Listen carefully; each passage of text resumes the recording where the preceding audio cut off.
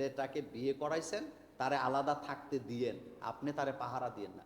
আপনার যন্ত্রণার কারণে, আপনার বউর যন্ত্রণার কারণে আপনার ছেলে আপনার পুত্রবধূর সময়ও দিতে পারে না।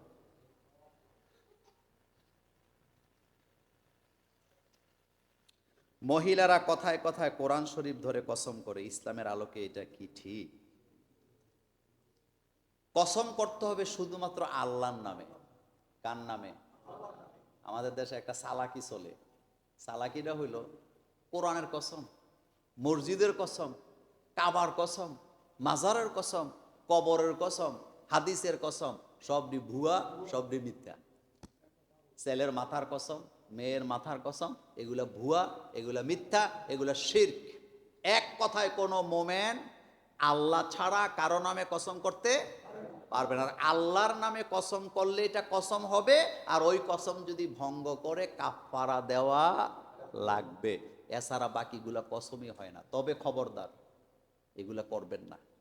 কথায় কথায় যারা মিথ্যা কসম করে, কিয়ামতে আল্লাহ তাদের চেহারার দিকে তাকাবেন না। সহি হাদিস। কথায় কথায় যারা মিথ্যা কসম করে, হারামও খাই নাই, হারামও দেখি নাই, হারামও যাই নাই, হারামও করি নাই, আসলে সবই ঠিক করছে। কথা বলেন ঠিক না? মহিলারে জিজ্ঞেসেন আপনি কি এটা খাইছেন? হারামও খাইনো। একজন পুরুষকে জিজ্ঞেসেন আপনি কি এটা? কারণ হারামও করি। গামছা বেচতেছে, হেতে 70 টাকার গামছা বেচছে 120 টাকা, লাভ করছে নাকি? হারাম একটি লাভ নেই।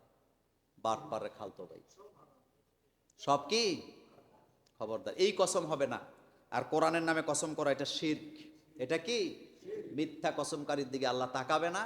কোনো বস্তুর নামে কসম করার কোনো অধিকার মানুষের নাই। মানুষ কসম করবে আল্লাহর নামে, আর বস্তুর নামে, সৃষ্টির নামে কসম করার একমাত্র অধিকার রাখে আল্লাহ। কে? অদ্দোহা ওয়াল্লাইলি ইযা সাজা, এগুলা কসম। এগুলা কি? কসম। এগুলা কসম। অত্তিন, অজাইতুন, অতুরে সিনিন, এগুলা কসম। লা উকসিমু বিহাযাল বালাদ। খুব মনোযোগ। এই জন্য বললাম আল্লাহ শুধুমাত্র অধিকার রাখে তার সৃষ্টি নিয়ে কসম করার, অন্য কেউ পারবে না। আর মানুষ কসম করবে কার নামে? শুধুমাত্র একটা জায়গায়, শুধু কার নামে? আর কোনো কসম হবে না। এটা শিরিক হবে, এবং কিয়ামতে আল্লাহ তাদের চেহারার দিকে তাকাবে না। একটা প্রশ্ন এখানে আসছে, বর্তমানে মোবাইলে ওয়ালপেপার অন ইচ্ছাকৃতভাবে অশ্লীল ছবি চলে আসে, এতে কি ওযু ভেঙে যাবে?